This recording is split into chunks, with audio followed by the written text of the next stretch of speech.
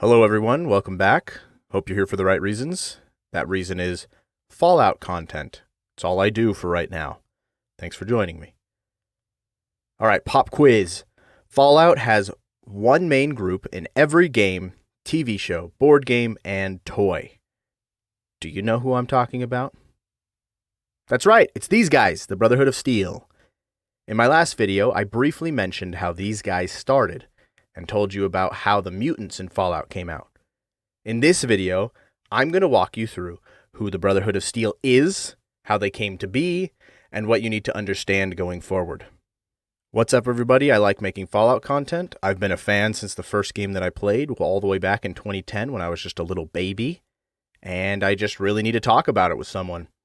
So, that's why the sponsor of this video is somebody who will talk to you. BetterHelp. Just kidding. This video isn't sponsored. If someone was willing to pay me to do this, I would consume more alcohol. Anyway, it's the Brotherhood of Steel, and next week, it'll be the Enclave. Please subscribe so you can see me again. As I said, the Brotherhood of Steel has made an appearance in every piece of Fallout media. In the beginning, they were definitely the good guys who stood in the face of people making the world worse. Over the years, they've become more nuanced, and sometimes you could even consider them villains in their own right. I've written this video to go through all of the canonical facts in chronological order, then we circle back to talk about whether these guys are the heroes or villains in each installment. Emphasis on guys, by the way, because until November 2020, when Fallout 76 added the Brotherhood of Steel to that game, the leadership for this place was kind of a sausage fest. Elizabeth Taggarty proves that women can look sexy in power armor, and that the Brotherhood is not sexist. Not that I have a problem with sausages, by the way, or women. Both of these things are good. I like male-dominated games, and also females being strong and independent in my games. I like both of those things at the same time. Hey, how about from now on, we just assume that whatever you believe, I also believe that thing, okay? Whichever side you're on, I'm also on that side. Unless you believe something bad, in which case I don't believe that, except between you and me, I do believe that secretly. Unless someone finds out, in which case I don't believe it. Unless, of course... So, anyway, everything in Fallout begins with what we covered last week, the Mariposa military base.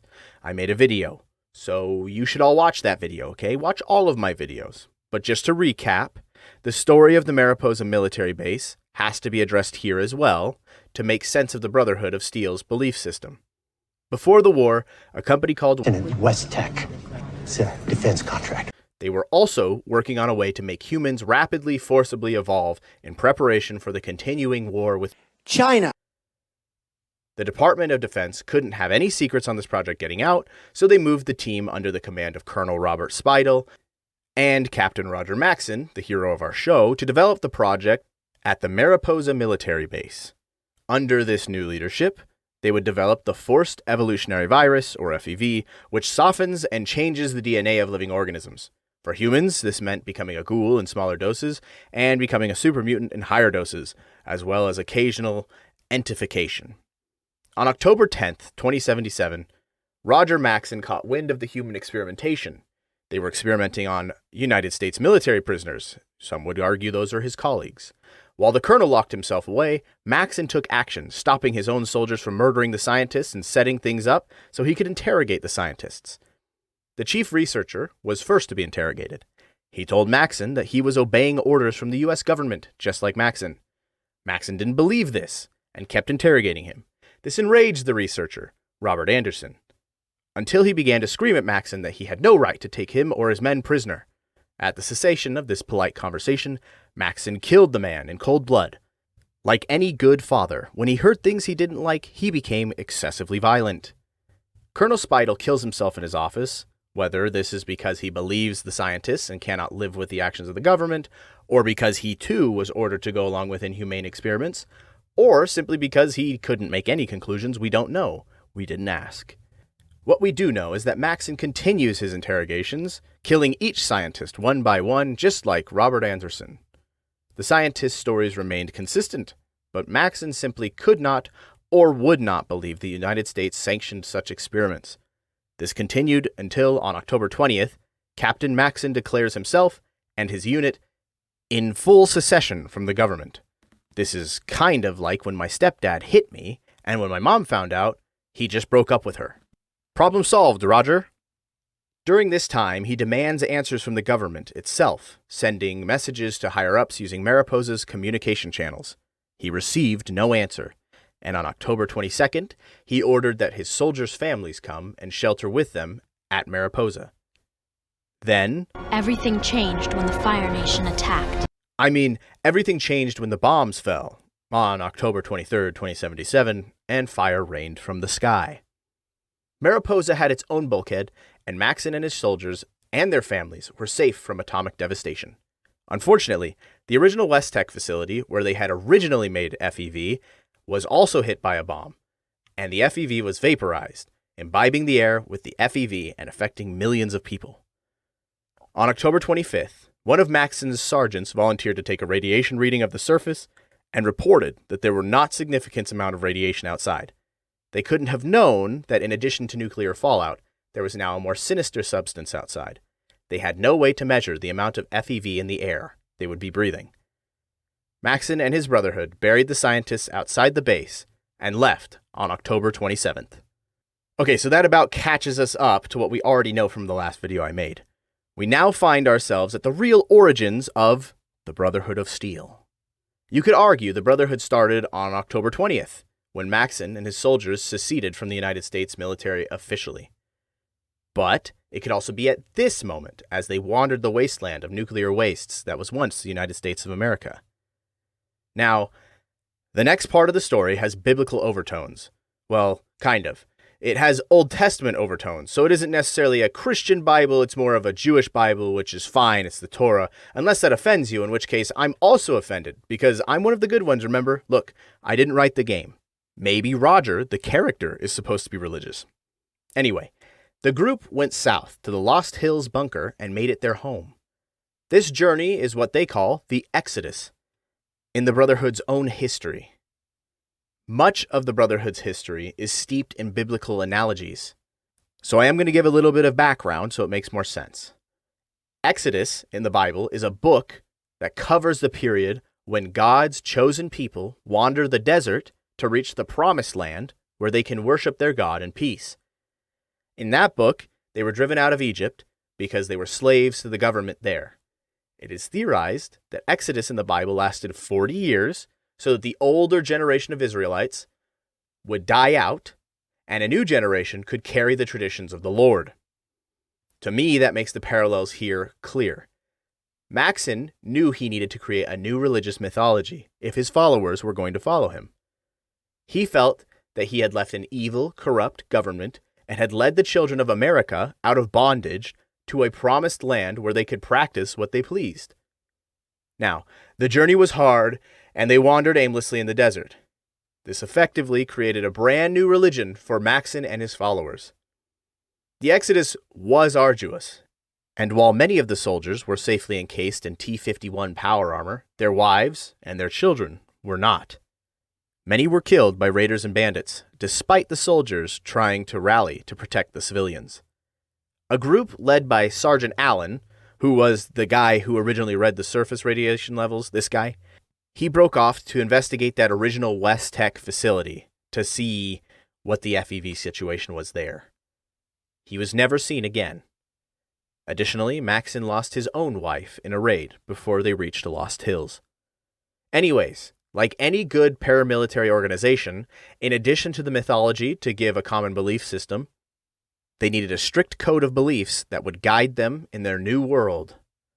Maxson delivered. He wrote what's called the Codex. Think of it as a Leviticus to follow the Exodus. It's long, boring, and full of rules.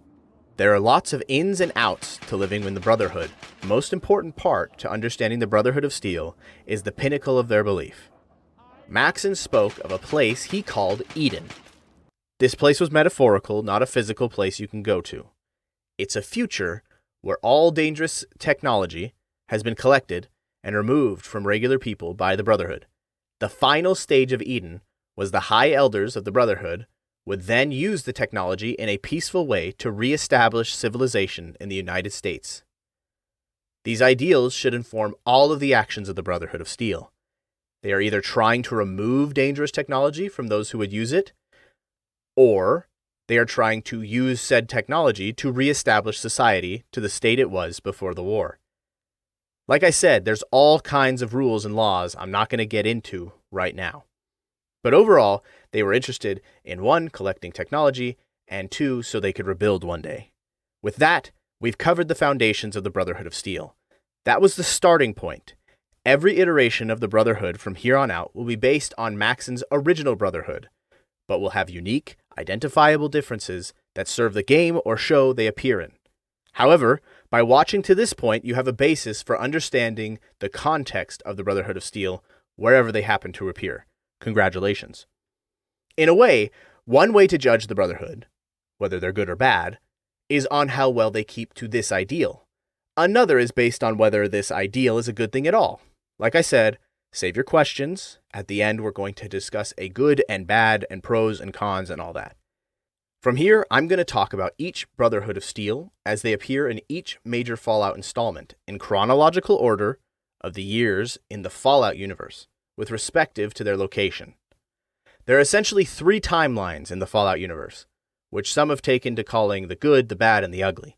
I'll let you decide which one is which. In 1, we have the West Coast, or the originals. Fallout 1, Fallout 2, Fallout New Vegas, and the TV show all take place in this general timeline. Then we have the East Coast, where Fallout 3 and Fallout 4 take place. And then you have West Virginia, where Fallout 76 takes place, and that's really its own thing. So with that being the case, we're going to go through those groups. To start, we need to get this one out of the way. The most recent video game entry in our world is Fallout 76, and some people consider the Brotherhood of Steel's presence in that game a major retcon. Make sure you aren't one of those people, or else Todd Howard will fly into your window and step on your balls. The explanation for this in-universe is that Maxon reached out across the United States via satellite for anyone listening, but happened to find his old military friend, a girl named Lieutenant Elizabeth Taggarty. We do get some audio logs of their interactions from Fallout 76. While searching for command to talk to, Taggarty and her soldiers contacted Maxon. Trying band, AH-13. Lieutenant, I got something. I can't make anything out. Sorry, working on it. Maxon to Appalachia. Repeat, this is Captain Roger Maxon. Give that to me. Seeking any... Lieutenant Taggarty here. Captain, it's you? Lizzie. Damn. It's good to hear a friendly voice. Captain, I heard you're a traitor. Traitor. If disobeying unconscionable orders makes you a traitor, then I suppose I am. Lizzie, I'm glad you're alive, but I need to find someone in Appalachia, someone dependable. That's where I am. The Thunder was running war games against some jarheads. So they're still in one piece. By God, Lizzie, this is good news. Roger, you're a traitor. I could be court-martialed even talking to you. Lizzie, look around you. The army's gone. America has fallen. I know you have questions, but we need to talk. There are things I learned at Mariposa. I got a scientist with me, Dr. Takano. We'll set up a secure channel. I'll answer all your questions then. Captain... Lizzie, you know me. We need to talk. We'll monitor this band. Taggarty out. She and most of the other members of the military were mistrusting of Maxon because he had openly seceded from the United States military. But out of respect for their friendship in the military, she left the comms open long enough for Maxon to tell her what experiments the military was doing on their own members. In West Virginia, super mutants were also rising up, so she could see the evidence of what Roger Maxon was telling her. From her perspective, we get key insights into how Maxon grew the Brotherhood of Steel. It was during this time that Maxon got rid of the imagery of the old world, replacing the flag, symbols, and titles of the United States military with ones of his own design. We already talked about it, but this was the time where he made the mythologies, new traditions, and he told Taggarty that this was to help unite people in the new world they found themselves in. Finally, permanently making the switch to the Brotherhood of Steel on June 20th, 2082. Maxon explained all this to Taggarty over satellite comlink. Thank you, Captain. It's just us. Lizzie, what's on your mind? A Brotherhood of Steel? What's that even mean? The men over here are confused. We need to do something bold. We can't just stay the U.S. Army. What's going to happen, and this is only a matter of time, is some general or some goddamn politician is going to exit a vault and start ordering us around. And worse, they'll order some grunt to start the whole goddamn cycle again. Another wave of nuclear death, and if that's not enough, they'll do it again. You know they will, Lizzie. It ends with us. We won't let them. I understand. But a Brotherhood? Knights? Am I supposed to call you, what, Elder? Words have power, Lizzie. They build identity. They take on a meaning if you keep using them, even if it didn't exist before. It was the knights and the scribes, after the fall of Rome, that protected what was left of Western civilization. So we are the new knights, and our role is similar. But we'll need more than names. We'll need new traditions, our own mythology. Something people can believe in to their core. Is this necessary? What else can I do? Declare myself president? Make you a senator? Look around, Lizzie. Something's killing us. More than the rads and the freaks out there. Depression. People have lost everyone. Every goddamn soul. Wives. Kids. Loved ones. Even the goddamn mailman. We need to replace it with something. Otherwise, people's souls will wither. We'll be little more than walking dead men. I'll do my best to see the orders carried out, sir. Give it time, Lizzie. People have a hunger to believe in something. Just let them work their way to it. I think at this point you can see why some people aren't too happy about this addition to the lore. But with this new entry, it was not just Maxon, but Maxon and Taggarty together, in spirit, but apart, in Lost Hills, California, and Appalachia, West Virginia, would grow their organization in tandem. With the new lore, Taggarty is Maxon's second in command. With the new lore, they shaped the Brotherhood of Steel together. Together, they decided to gather, record, and save the knowledge of mankind for their descendants, and to hope to rebuild civilization someday. I understand that this really is a major retcon, but don't get mad at me, okay? I'm just here so you know the facts. In Appalachia, Taggarty worked with local groups of people to try and turn the tide of monsters and radiation. FEV was being experimented with in her region, leading to similar mutation problems here as everywhere else. A local group called themselves the Responders, and while they disagreed with Taggarty's Brotherhood's method, the Responders were a kind of collection of, well, first responders. You've got firemen, police officers, EMS, and on and on. They were also just trying to keep everyone safe. On December 24th, Christmas Eve, 2082, raiders led an attack on the city of Charleston, where the Responders were headquartered. This conflict went back and forth, but it ended with the total destruction of the city and its abandonment by the Responders. Before this event, the Responders responded, see what I did there, by saying that they were not open to working with Taggarty's Brotherhood. After this event, with the loss of the Responders' leadership, tensions were softened towards each other. The Responders became aware of another threat, being the supermutants that were becoming more common in their land. In the absence of the Responders, the supermutants took the entire cities of Summersville, New Gad, and Charleston. This made the Responders more willing to work with Taggarty's Brotherhood. They continued building relations until May 2086. The Responders and the Brotherhood together led an attack on Huntsville, where the supermutants were coming from. They fought until they declared victory on June 1st and detailed their losses and victories. Even Roger Maxon sent messages congratulating them and wrote a eulogy for their losses. At this point, Roger made a new addition to the Codex officially. In addition to helping people by removing dangerous technology and trying to return the U.S. to a safe place, the Brotherhood was now also concerned with collecting pre-war information and storing it for future generations.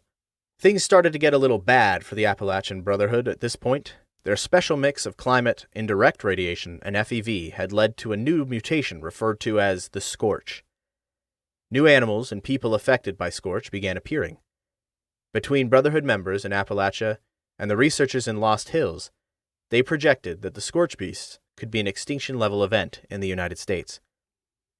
This became a major disagreement between Maxon and Taggarty. Nuclear silos dotted West Virginia, and Taggarty wanted to use the warheads within to end the Scorch Beast's destructive spread. However, this is of course in direct conflict with the tenets of the Brotherhood of Steel, to not use technology to hurt other things. Taggarty was begging Maxon for an exception to the rule so she could use atomic fire again, this time to save the people of Appalachia. Here is their exchange. Is this urgent, Lizzie? Elder, I've read Scribe Takano's reports. I've talked with Grant a lot, too. Spit it out. The sonic generators work, but there are just too many Sierra Bravos. This strategy of ours, it's just delaying the inevitable. You're not giving up on me. No, of course not. But I think we may need something bigger. More final. Go on. One of the squires on patrol found a nuclear silo.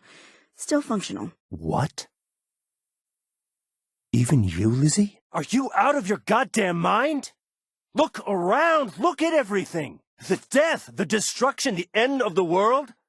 That came from the nukes. But if we don't deal with the Bravos once and for all, they could kill everyone. There will always be a reason to use a weapon, always. Yes, Elder. I consider this matter resolved. I don't want to talk about it again. Maxon out. At this point, communication began failing, as the satellites began falling from their orbits. Without the use of atomics, Taggarty felt their position was tenuous at best, and was unsure of how long the Appalachian chapter could last.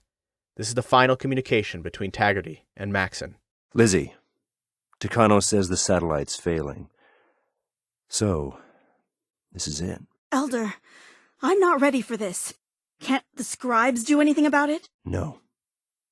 The infrastructure of the old world is failing. But you are the absolute best second-in-command I have ever had the pleasure of working with. Now is the time for you to be in charge, Lizzie. I know you're up for it. I know you won't let your men down. Roger. We don't have the men for the mission. The Bravos just keep coming. Then find new men. Think outside the playbook. Elder, you trust the outsiders too readily. They will betray you. You too, Paladin? Everyone around me keeps saying, shut the world out, only look out for ourselves. Even my goddamn son. But the Brotherhood alone can't rebuild what's lost. We need them. Hell, our whole plan is for them. I'm not thinking about some far-off future, Elder. I'm worried about today. And tomorrow. We're fighting non-stop to keep the Bravos contained. I can't afford a weak link. I trust your judgment. If our scribes find anything new, I'll see if we can get word to you somehow. And Lizzie. After that, communications went dark, and the Appalachian Brotherhood fought on. The Scorch took over all the land except for the headquarters in Camp Venture. In a last-ditch effort, the Brotherhood launched Operation Touchdown on January 28, 2095. They were looking to find and destroy the source of the Scorch Beasts. They succeeded in finding the source, and they led an attack. Taggarty died in this attack, but for a while it seemed like they were successful, and even trade. The Scorch stopped coming. Then, the Scorch returned, in greater numbers. The remaining Brotherhood members fought down to the last man. Maxon had sent reinforcements on foot, and however late they were, in 2103 the Brotherhood's First Expeditionary Force arrived and explored Appalachia to find out what happened to Taggarty. This force was unable to reestablish contact with Lost Hills, and therefore Maxon, but had successfully helped Appalachia fight Scorch Beasts and Supermutants. The leader of this expedition, Layla Romani, had reasons to believe that she had been sent away from the Lost Hills bunker in California on purpose to remove her from the command center there. Whether this is true or not, she seemed unconcerned with reestablishing contact. Instead, she concerned herself with helping local groups with fighting the Scorch. This culminated in the destruction of a radio tower while on an exploration mission to an Enclave base. Remember, we're getting back to Enclave next week. Don't worry, I will cover it. But the destruction of this radio tower meant they would not be contacting Lost Hills anytime soon. One of Romani's commanding officers suspected her of destroying the tower on purpose so that she would no longer have to have any leadership to report to. But He was probably just jealous of a strong, independent woman. In their efforts, they discovered a West Tech scientist in Appalachia was conducting experiments with FEV. This scientist was supposedly trying to help humanity, same story, but failed to see the issues with FEV until it was too late. He himself ended up being turned into a super mutant behemoth. Romani's Brotherhood was able to stop his plans to infect the entire region with airborne and waterborne FEV, and essentially saved the entire place. This effectively ends the major events of the Brotherhood of Steel in Fallout 76. This puts us right around 2104, maybe 2105, but I am sure that there will be more events as this is not a finished game. They're adding more to it every day, it seems like. Now, we get back to the original Fallout stuff. Like I said, a lot of people were angry about Fallout 76. I personally was just glad that we got a main hero in the Brotherhood of Steel who is a woman. It gives me something to look at. You can't deny those curves. I'm supportive of women, as long as they are attractive to me. That makes me an ally. So let's get back to the Brotherhood of Steel in California. You know, the real Brotherhood. They make it to the Lost Hills bunker and set up a home. Pretty quickly, without any command structure on the outside of bunkers, they had people who were lining up to join them. When they welcomed in a National Guard unit stationed near the Mariposa military base, and acquired some new bunkers, their numbers had swelled enough to begin sending out settler expeditions to gain information and more recruits. One of these groups was the Mojave chapter that ended up near the Hidden Valley bunker in Las Vegas, Nevada. We're going to talk about that later. So let's recap a little bit to get to the main story of the Brotherhood. Let's go to Maxon, and his fledgling Brotherhood arrives at Lost Hills. This is in November 2077. He claims it as their own. Roger Maxon contacts his friend in Appalachia, and they grow, presumably, however you can imagine, until 2135. Roger Maxon dies of cancer. I mean, we can't all become ghouls and live forever. His son, Maxon II, becomes the High Elder. Remember, the first Roger Maxon made up a whole set of ranks and titles for the Brotherhood of Steel, so High Elder is the main leader. Elders are the head leader in a general region. They grew and grew because people in the wasteland were like, hey, those guys have food and a reason to live. And nothing worth mentioning happened for a while until 2142, when the Brotherhood stopped taking on new members because they had become so large, they could just have kids and have those people replace them. They had become a regional power and a government to themselves and began putting huge efforts into scientific achievement. But they never used their influence to do bad science things because they weren't supposed to.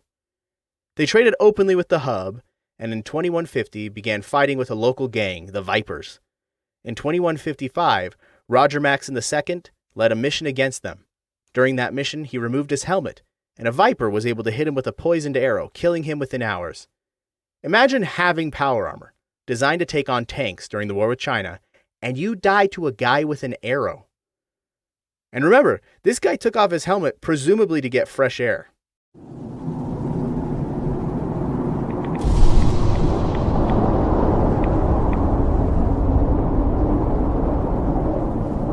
His son, John Maxon, took his place on the council in 2155 and became the High Elder in 2159. So, we're now working with the original Roger Maxon's grandson. Luckily, he's one we can meet in game. So we have a few more details and maybe, if you're lucky, if you're good, a talking head to listen to. When his dad was still a High Elder, he went out in the wastes and helped some people and fought others. His position as High Elder, when he got it, was not given as any kind of hereditary rule type thing. He earned his place by being exceptional as an initiate, knight, paladin, and then as head paladin. In fact, when the player meets him in Fallout 1, this is in 2161, he's kind of fed up with the politics of it all. It's pretty clear he'd rather be out there solving problems than in some bunker talking about them. Here's how he describes himself, his job, and his fellow elders. A fine, handsome, upstanding man. The High Elder position is to mediate the meetings between the elders. See, 2 years ago I got talked into it. If I'd have known then... Well, you see, there's 4 of them. And that's about all they can ever agree on. They can't even agree if they want to piss, much less pick a pot to piss in. One thing that's kind of funny is he's kind of a conspiracy theorist. As we talked about in the last video, the Master was making an army of super mutants, but the mutants were careful to take over entire groups, leaving no one alive. This means that most people in Fallout 1 don't really believe anything is happening, or if they do, they don't have any evidence of why they believe that. They just have a hunch and missing people. John Maxon is one of these hunch havers. He believes that there is a secret army of super mutants, or something, killing and kidnapping across the wastes. And of course, as we know, he's right. I think that the writers were trying to tell us that we should uncritically believe conspiracy theories when we hear them. He says, Well, the merchants from the hub told us a bunch of caravans disappeared on their way up north. I think there's an army in the mountains. But the elders, they don't want to act until they're sure. So Maxon sends you to do scouting missions and supports you in striking at the Master's mutant army. The overseeing of the destruction of the Master is probably his most important contribution, since, he saved the world. However, we should also mention that under John, they kept fighting that raider group, the Vipers, and establishing trade routes with the hub and other cities in California, and generally growing their influence in a natural way. One other side note I'd like to mention has to do with the sergeant that broke off during the Exodus. See, Dennis Allen wasn't mad at the original Maxon. Instead, he was just trying to figure out what was going on at the West Tech facility and was dealing with the FEV before it was FEV.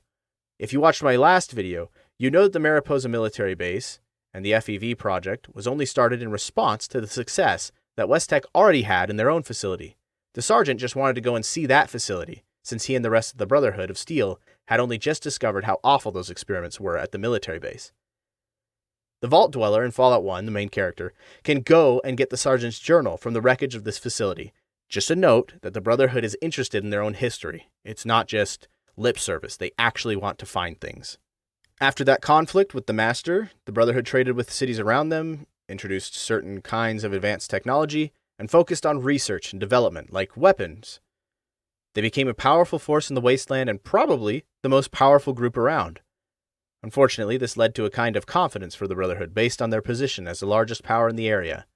And that's what led to their defeat against our next group, the Enclave. Now, I've said it twice, I'll say it again. I'm going to make a whole video on the Enclave, so I'm not going to get into too much detail here. But the Enclave was basically like the Illuminati before the war, part of the government before the war, and then after the war, they became what they say is the United States government in its totality. That means all the corruption of the government, all the money laundering, all the lying, all the military profiteering of the United States the fake government made up in Fallout, carried over and continued after the bombs dropped in them. They have better tech than the Brotherhood too, so they really steamroll them in Fallout 2. The Brotherhood withdrew from the fight almost entirely and was pretty much anonymous in Northern California. Really, the only thing that can be said about the Brotherhood in this situation is that they were smart enough to sidestep the issue, only leaving a few members in the game to get killed. Once the Chosen One, or the main character of Fallout 2, destroys the oil rig that the Enclave was inhabiting, the Brotherhood sent out another force to the East Coast in Washington, D.C. I'm going to circle back and tell the full story of the East Coast when we get to that part, but to continue the story of the West Coast, it's a footnote, so I just have to mention that they sent out a group to the East Coast. About the same time, the head paladin under John Maxon was turning his attention to a group called the New California Republic. Again, I'm trying really hard to stay on topic here, guys, but there is some context that's needed. The NCR is in Fallout 1. There was this little town, meant to be the first one that you find, called Shady Sands. You rescue the mayor's daughter. Her name is Tandy. She goes on to become the mayor. Between Fallout 1 and 2, the village grows until the outlying lands join, and they incorporate into the New California Republic with Tandy as its first president. The NCR grows in power and prestige until it becomes a force to be reckoned with, and a nation to itself by Fallout 2. Now, naturally, as the NCR became a power to itself, they wanted to use more and more technology in their cities. And if you've been paying attention, you might see why the Brotherhood would have a problem with that. According to Maxon's teachings, technology needed to be removed from the hands of some people, but especially from governments. And the more advanced the tech, the more important its removal. The NCR, naturally, doesn't agree. Imagine if you saw a baby with a cigarette, and you were like, "Hey, baby, don't smoke that." But then the baby wasn't a baby at all. It was actually a government organization concerned with its own economy, citizens, and logistics. Does that make more sense? Okay, good. This all started with that head paladin I mentioned. He went by Rhombus, he's from Fallout 2, and he basically made a policy that the Brotherhood had the right to seize any and all technology discovered in the area. Meanwhile, the NCR disagreed, since they inhabited the same area. This resulted in what we call the New California Republic, Brotherhood of Steel War. If we went through it chronologically, at first, the Brotherhood was able to win conflicts outright. They would wipe out NCR resistance, grab the technology, and suffer comparatively few casualties due to their superior arms and training. However, the lack of manpower became a bigger and bigger issue, thanks to their policy at the time of not recruiting people from the outside. They had to self-destruct at least 4 bunkers to deny the NCR from getting the tech inside.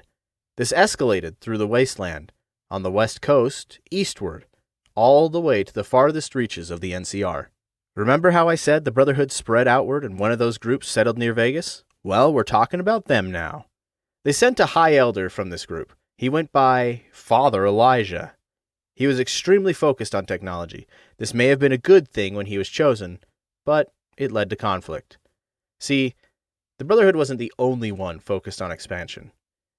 Elijah is probably a psychopath. He was chosen to be an elder because he was a genius, but he lacked the traditional experience that is usually required for elders. This meant he didn't see a lot of violence before being put in charge of soldiers who were capable of violence. Head Paladin Hardin from Fallout New Vegas says, "His even becoming elder was highly questionable, seeing as how he was a scribe. Typically only paladins are eligible. But an exception was made in his case on account of him being a genius. Unfortunately, whatever scientific acumen he had didn't extend to tactics. Trying to defend Helios was a blunder of the worst kind, and many brothers lost their lives because of it.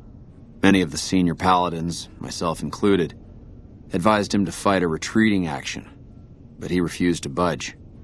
Said he almost had it working. We never did find out exactly what he was talking about. When the perimeter was finally overrun, the Elder had simply vanished." In other words, he just ran when he saw that he lost. These changes to his character had apparently been going on for years. Veronica, who's also from New Vegas, says, "A wizard with technology, really. His mind just worked that way, naturally. I learned a lot from him. But he started having disagreements with the other elders. The Brotherhood's interest is in old technology. He wanted to explore developing new tech. And there were other ways he wanted to push, other weapons, ones with ethics questions attached. Rather than deal with him, they sent him east." So what happened when this elder came into conflict with the NCR? We can see the tail end of this conflict in the game Fallout New Vegas. After losing and destroying bunker after bunker to stop the NCR from capturing the technology, we see the Brotherhood and the NCR at a stalemate. In a terrible battle called Operation Sunburst, in 2276, the Helios 1 solar power plant held interest to the Brotherhood of Steel because it had the ability to harness sunlight into an orbital weapon of mass destruction. Elder Elijah wanted to preserve this technology and keep it out of the hands that might use it to hurt others, so that he could do it instead. However, the NCR didn't even know about the weapon. They just needed the electricity from the power plant to turn on their robots, like this guy, Fisto. He's a security robot. Surely, they would have been interested in the sun cannon too, but they didn't know about it. They fight, and after losing, the Brotherhood retreats into a bunker in Hidden Valley, Nevada. This left the NCR in the region weakened, but also left half of the Mojave chapter's Brotherhood of Steel dead.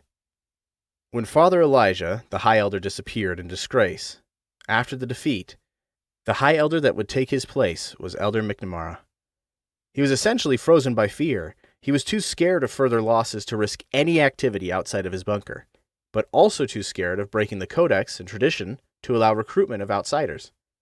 He only rose to power by helping with the disaster of the Helios 1 attack. Ramos from Fallout New Vegas can explain. "I'm sure someone's told you all this before. Several years back, we were running our chapter out the Helios 1 solar power station. Our elder at the time, Elijah, had some kind of obsession with the place, which is the only reason we stayed as long as we did. That place was hardly defensible, and we knew the NCR was moving in on us, but the elder refused to budge. insisting that he just needed more time. We never found out what he needed time for. Wave upon wave of NCR troopers hit us from all directions. We held out for a time, but we were grossly outnumbered, and they had more men than we had ammo. Eventually, our positions collapsed. Elder Elijah was nowhere to be found, so McNamara took charge and led what remained of us on a counteroffensive west. We lost a lot of men and women, but we broke through and made it here. Make no mistake, McNamara saved this chapter that day. So if you take an overall look at the Brotherhood in the year 2281, 40 years after the events described in Fallout 2, the Mojave chapter of the Brotherhood is at a crossroads. After heavy military losses, they live in their bunker, safe from the big bad NCR with their service rifles and their sunglasses. But many have realized they do not have the numbers to be a military force of any significance, or even to exist for more than a few generations genetically if they stayed underground. This leads many to believe that they need to change their laws to let people in and trade some of their tech for food to allow for this to change.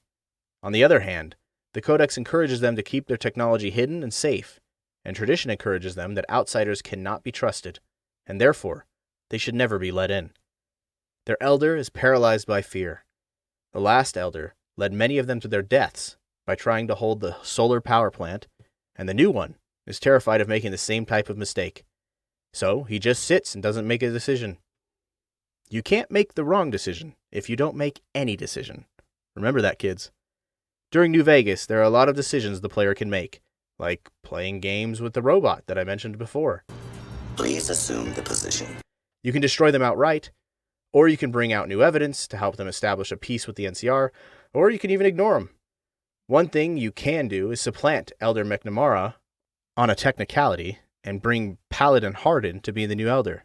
Hardin is more a representative of the people who believe any action is good over no action at all. If he's put in charge, he immediately opens the bunker, resumes patrols, and establishes territory in the region. I think this serves to illustrate that the Brotherhood suffers from the same problem any organization with an absolute leader does. A corrupt leader might be followed by a weak leader, who might be followed by an overzealous leader, who might be followed by a strong leader. All the while, the members and the organization suffers because of autocracy. To move on, we need to kind of piece together what happened. There are a lot of endings for the Brotherhood of New Vegas, and the ending has not been directly confirmed. However, we do have the TV show that takes place in California in 2295. This is 15 years after the events of New Vegas. It is entirely possible that the Mojave chapter got wiped out. If Season 2 of the show has Mr. House as the de facto leader of Vegas, I don't think this chapter will still be around. However, it's entirely possible that the Brotherhood offered to help the NCR in a regional conflict against the Legion, ensuring that they survived. We really won't have an option here, but to wait and see. What we do know from Season 1 is that we see a Brotherhood that, by all examples given, has started to allow recruitment from the wastes. Besides that, the Brotherhood is essentially doing what it has always done. They're looking to get a dangerous technology before the wasteland can hurt themselves. What is interesting is that the Elder in this situation is Elder Quintus, and he doesn't say, "We want cold fusion technology to help people here so they don't hurt themselves." Instead, he says, "The Brotherhood has lost its way. We once ruled the wasteland, and yet power is taken, not given. The lesson you seem to have learned. And together, you and I, we will take power." And essentially tells Maximus that power is taken, and the Brotherhood needs to take power here. Season 1 ends with them having taken the cold fusion tech, and once again being one of the most deadly forces in the area. This is more close to Father Elijah's view. They want to claim technology to then wield it against the enemies of the Brotherhood, rather than some of the early Maxan leaders who showed that they really wanted to engage with their neighbors in trade and helped out in regional conflict, and only took technology to prevent further harm from occurring. Now look, I know the fandom is kind of split, okay? I've been involved in the Fallout group forever. Some people like the show, some people like the new games, some people like Bethesda, some people hate all of those things. Anyway, I like the show, guys. I like the Bethesda games. They're fun. Please don't hurt me. Some people think the show shouldn't even be considered canon. Look, The problem is, it is canon. I love the fan fiction where Butch and the Lone Wanderer fall in love and make out too, okay? But Todd didn't include it in the game, so it isn't real. As much as it might pain you and me, this is canon, and this is what we know. The show has been kind of vague on details. If we take a look at the dreaded canon-ending chalkboard shown in Vault 4, we have a timeline that looks pretty recognizable until the last 2 points. As it shows, there's the fall of Shady Sands, 2277, and then an arrow to a mushroom cloud. This means one of two things. It could mean that Shady Sands entered a period of time defined by economic strife or just civil unrest, and that historians of Vault 4 now recognize that this is the fall of Shady Sands. And then afterwards, on a different year, there was a nuclear event ending Shady Sands. The problem with this is that there's no date on the mushroom cloud, so it is at least implied that the nuke went off that same year, leading to the other possibility that the nuke went off in 2277 and the fall of Shady Sands means that it was nuked. The problem with this is that pretty much the entirety of Fallout New Vegas goes against that. I'm going on another tangent here. This isn't directly related to the Brotherhood of Steel, but it's important to our question. The central conflict of the entire New Vegas game is that the NCR is fighting a war of expansion eastward and has reached Las Vegas, only to meet Caesar's Legion that is fighting a war of expansion in the opposite direction, traveling westward. To the NCR, the war with the Brotherhood of Steel isn't even its whole week. The game occurs in 2281 and could be considered a foreign war for the NCR. They're leaving their territory in California and moving eastward to gain new territory. This is explicitly stated in game. If the nation's capital had been nuked into oblivion 4 years earlier, it would have been stated. Instead, there are people from the NCR's capital who talk openly about the NCR's history, current politics, and do not mention anything close to the fall of their capital or the use of a nuke on their capital just a couple of years before. What was the original name of the NCR capital? The Boneyard, Shady Sands, Aradesh, or Vault 13? This has left a gaping hole in the canon of Fallout and has left fans divided. Most people are waiting to see what happens in Season 2 so they can patch this up.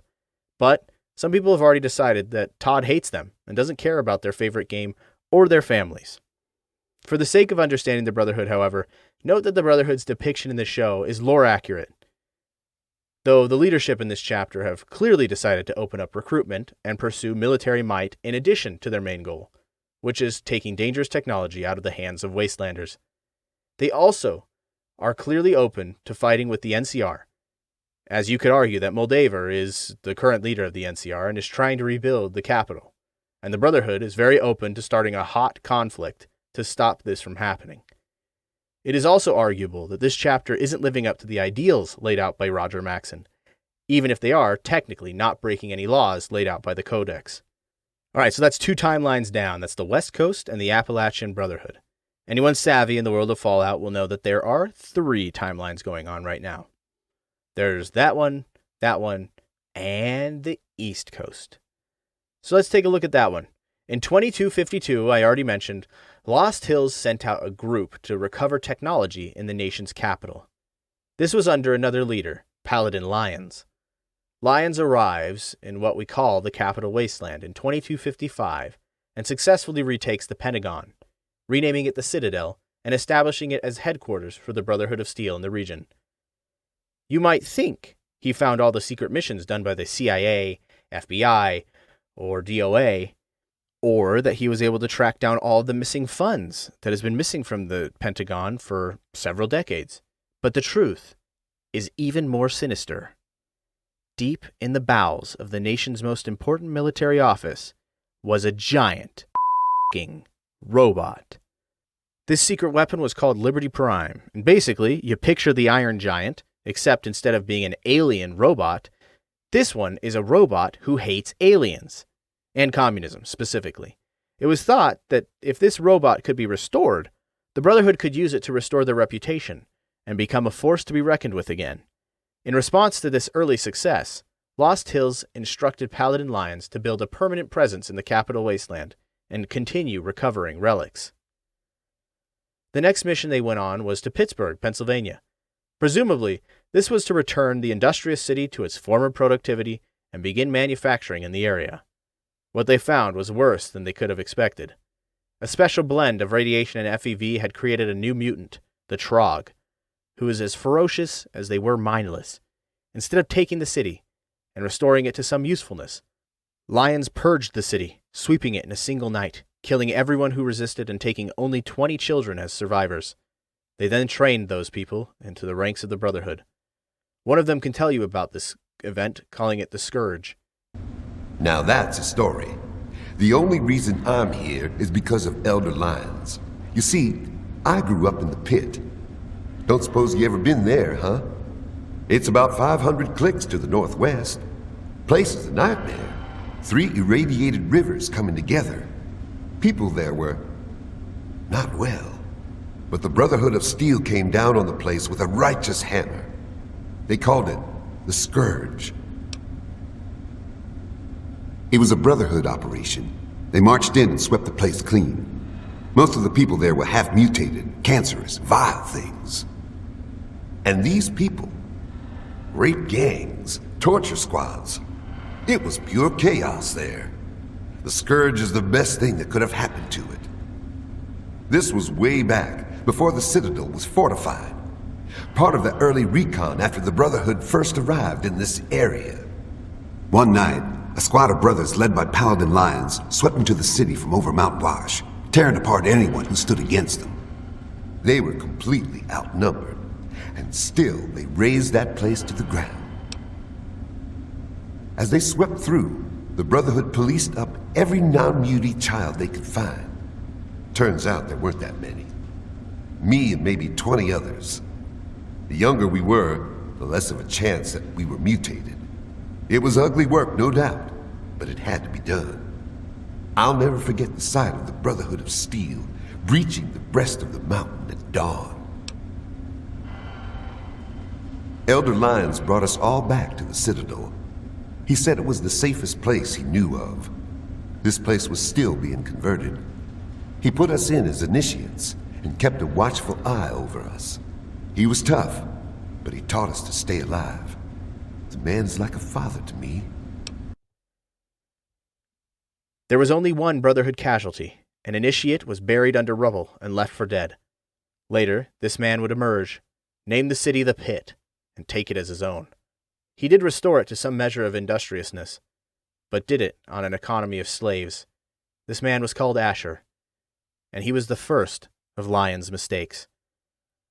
Despite his lack of conventional success in Pittsburgh, Paladin Owen Lyons was promoted by the council in Lost Hills. He became Elder Lyons, and he immediately began making changes to his chapter of the Brotherhood. And see, this is what I mean. People say that Maximus in the show is unrealistic because even when he fails, he gets promoted. But here's an example from 2008 of the same thing happening. The Brotherhood, if nothing else, is consistently written by Bethesda. Now, it's possible that the purge of the pit had left him shaken to his core, or that he always pictured himself as a kind of savior of humanity. But one way or another, Lyons decided to stop searching for relics, and instead decided to outright play protector of the people of the Capital Wasteland. He says, "Our orders were, and are, to acquire any and all advanced technology, and we have, to the best of our abilities. But when I realized the extent of the super-mutant threat, I felt it was my responsibility to aid the people in their struggle against them. Unfortunately, my superiors back west disagree with my assessment of the situation. They feel I've grown too attached to the local populace, and they're right." He even invested in local scientific ventures, including Project Purity, under the scientist James, or Dad, depending on who you are. He withdrew support from the project in 2258 when it failed to yield results. In 2272, he literally began supporting a local radio station, so that the host, Three Dog, would encourage locals to support the Brotherhood. Mostly, he commanded his soldiers to fight the supermutants that were rampant in the Capital Wasteland, worse than the presence in California had been. Elder Lyons' own soldiers began to question his orders when he refused to take a seeming slam dunk of a relic. Fort Independence was a pre-war scientific military base, and Elder Lyons repeatedly ignored requests to take the base. Finally, a contingent of soldiers abandoned Elder Lyons and the Citadel and took it for themselves. This group stopped saying they were members of the Brotherhood and started calling themselves the Outcasts. Lyons says, The Outcasts are a result of my greatest mistake, but a mistake I'm proud of nonetheless. When I came here, I realized for the first time that the Brotherhood's technology could truly save the survivors in this wasteland. I chose to help them, even if it meant putting the Brotherhood's interests at risk. Some of my soldiers called me a hero. Others called me a traitor. The dissenters left my command, calling themselves outcasts to mock me. I cannot fault their dedication, even if I find them lacking in compassion. Lyons was left with few soldiers to keep his chapter running.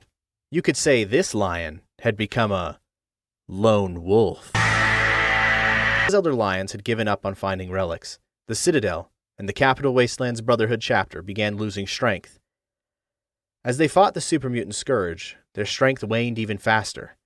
After years of lying to Lost Hills, Elder Lyons finally refused a direct order from the Council, and they declared him a rogue agent, and in 2277 they ceased sending weapons, supplies, and soldiers to help. Between his own soldiers abandoning him and the lack of support from Lost Hills, the super-mutants began winning outright. Elder Lyons began recruiting and conscripting wastelanders from anywhere he could, and rushed them through training as quickly as possible, but the resulting soldiers were trained poorly and did little to stem the tide of super-mutants. At this exact moment of instability, the events of Fallout 3 occur. James returned to Project Purity, with new insight on how to make the project work. Another group of the Enclave also made their move, deciding that Project Purity was the perfect way to purge the entire capital at once. See, Project Purity was going to be a new way to purify massive amounts of water at once, allowing for everyone in the capital wasteland, and potentially even further, to have clean, fresh drinking water. The Enclave wanted to put a strain of FEV into the purifier that would cause anyone with any amount of FEV contamination to die a painful death. This would mean that only people inside vaults or inside bunkers, when the bombs dropped, would be able to survive. It would be like drinking Prime if you aren't brain damaged or a literal baby. It would kill you immediately. Lyons knew about the Enclave. If you ask him, he says, More than anyone else, I dare say. Certainly enough to know they're the greatest threat the capital wasteland has ever faced. The Brotherhood of Steel has encountered the Enclave before, you see. Over 30 years ago, back in California. Then they were led by a President Richardson. Now we've got this Eden to contend with. It matters not now, as before they seek to control and destroy, all in the guise of restoring order. Your father, I fear, was just the beginning. So he knew he couldn't let the Enclave gain so much power in the region. He took Liberty Prime out of its testing phase and put it into production, destroying the Enclave at Project Purity. Between Elder Lyons' daughter, Sarah Lyons, and the Lone Wanderer, they managed to stop the Enclave from using Project Purity just in time. The Enclave's leadership was in disarray, and the Brotherhood now stood a chance at a counterattack. Unfortunately, Elder Lyons' desire to win the will of the people could not be overcome. He insisted on creating water caravans to carry the fresh, clean water all over the capital wasteland for free. This meant he didn't have the funding to continue the war, or really to continue the carrying of water itself. The Enclave manages to destroy Liberty Prime in an orbital strike, and the tentative forward momentum of the Brotherhood was brought to a halt. For a moment, the only advantage the Citadel Brotherhood had was gone. Again, with the help of the Lone Wanderer, the Brotherhood managed to find and identify Adams Air Force Base as the Enclave's base of operations, and destroy it, wiping out any remaining Enclave command structure in the area. Effectively, the East Coast Enclave was ended, though we know there are other bunkers with other command structures of their own elsewhere. At the end of the conflict, the Brotherhood turned its full efforts to the water distribution efforts and building an airship that would be called the Pridwin from the wreckage of the Adams Air Force Base, as well as finishing off the super-mutant threat. The next largest events on the East Coast was the death of Elder Lyons in 2278, and the loss of his daughter, Sarah, as well. This plunged the Citadel chapter into years of ineffectual leadership with no real direction. In 2280, the Citadel Brotherhood would send a recon squad to the Commonwealth, formerly Boston, Massachusetts. Not only did these teams find much in the way of pre-war technology, but they also found that further exploration would be fruitful based on the documentation there. In response to the leadership vacuum, there was one promising scribe, however. Arthur Maxon was not only a descendant of the original Roger Maxon, but he had his share of combat victories early on. One stood above the rest. In 2282, at age 15, he killed a super mutant war boss. This was the moment that the West Coast decided to reach out to the Rogue Citadel chapter, informing them that Arthur Maxon would be receiving a provisional leadership position in response to his feat. In 2283, Arthur leveraged his position into a treaty with the Brotherhood outcasts who had left the Citadel under Lyons. This effectively reformed the Citadel chapter, and Arthur was named Elder at the age of 16. They had the blessing of Lost Hills and the approval of all the members in the Capital Wasteland, and a young leader full of bravado and prepared to prove himself to everyone involved. There were a few who left in response to Maxon's leadership, but the Citadel chapter of the Brotherhood of Steel was stronger than ever. In 2284, Arthur Maxon sent a second recon team called Artemis to the Commonwealth. They were ambushed immediately and killed to their last member, who managed to hide in a bunker. More teams were sent, but none of them found the original. None had any success until Recon Squad Gladius was sent in 2287. While they did not succeed in finding Squad Artemis, they were able to set up a successful foothold in a police station. During their stay, they detected transmissions that required a great deal of technology and managed to relay this information back to Arthur. The transmissions were determined to have come from the Commonwealth Institute of Technology, or CIT. This is the Fallout version of MIT, or the Massachusetts Institute of Technology. These transmissions meant that the CIT might be dangerous, and with that, the Pridwin was cleared for flying, and many of the Citadel chapter, including Arthur Maxon, was sent on an expedition to the Commonwealth. The Pridwin made it to the Boston airport with all the combat force one would expect of the full chapter of the Brotherhood of Steel. The feral ghouls that inhabited the airport were wiped out, and the airship was moored overhead. Once established, Elder Arthur Maxon declares war on the Institute, who were the scientists inhabiting CIT. If it isn't harnessed properly, it has the potential of rendering us extinct as a species. I am not prepared to allow the Institute to continue this line of experimentation. Therefore, the Institute and their synths are considered enemies of the Brotherhood of Steel, and should be dealt with swiftly and mercilessly. This campaign will be costly, and many lives will be lost. But in the end, we will be saving humankind from its worst enemy. Itself. Ad Victoriam! Ad Victoriam! Ad Victoriam! In an effort to secure the means to this end, Fort Strong was secured, and Liberty Prime was rebuilt. Allocations were made to find the secret location to the Institute, and locals were enlisted to help, including the sole survivor. Like Fallout 3, Fallout 4 has many endings. However, there's one giant clue of how things shook out in the Commonwealth in the Fallout TV show. This, right here.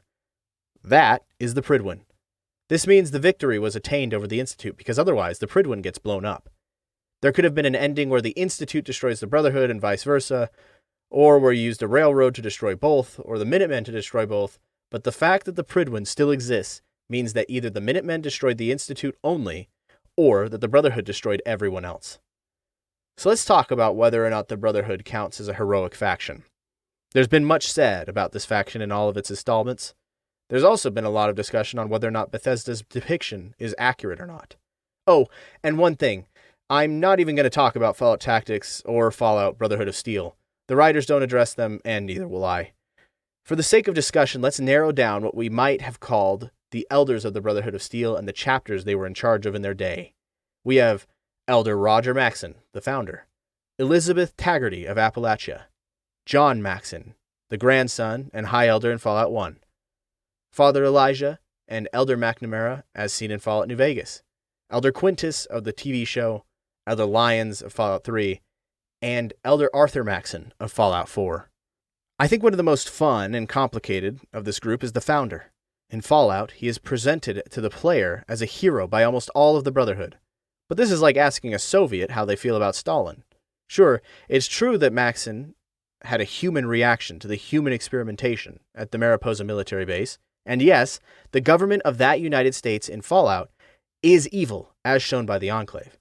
Despite this, we cannot ignore that he was a deserter, and he killed scientists at Mariposa for their crimes. He didn't hold a trial, find them guilty, and execute them either. He interrogated them, refused to believe they were telling the truth, and murdered them in cold blood. A lot of the nuance of this character is removed because of the Great War starting on October 23rd. What if it hadn't? Imagine if the government had responded to Roger and said something like, "There was a rogue element in our government, and that sanctioned this experiment. Thank you for bringing it to our attention. Here's a medal, and you can be present for the trial where we decide what to do with these criminals. You're a hero. Good job. As long as you didn't, I don't know, murder all of the scientists in cold blood." Without the war happening as it did, I'm not sure Roger would be a hero. He would have likely been executed, no matter if the government was entirely evil or if Mariposa had been an isolated incident. Remember, kids, you can't just kill people even if they commit crimes. As such, I think the Fallout games present him as an anti-hero. He does villainous things sometimes for the sake of a heroic cause. I don't know. I'm not a genius. Those are just some thoughts. He also provided medical and even military know-how to the locals around him. I think he was a hero, but it's complicated, and I like that. Elizabeth Taggarty is unfortunately a lot less complicated. You could say she's a safe choice. She basically fights selflessly her entire life for the sake of humanity and then dies in the effort. She serves her purpose for sure, introducing the Brotherhood to Fallout 76, but I don't think her writers were really looking for a discussion when they made her, just a symbol. If we then move on to John Maxson, the first one we meet in the game, we have almost an extension of Roger Maxson's ideals, only without any of the baggage of pre-war crimes. I think John Maxson was written as a way to show that the Brotherhood was already mired in the slow death of bureaucracy. In the days of Roger Maxson, his word was law.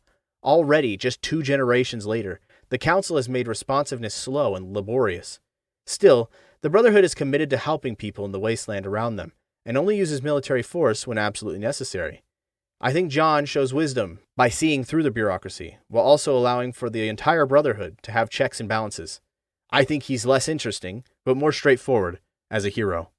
Next, we have the absolute mess that is the Mojave chapter. It came out under Elijah. We don't have time to go over all the events of Dead Money, but trust me when I tell you that Elijah was crazy.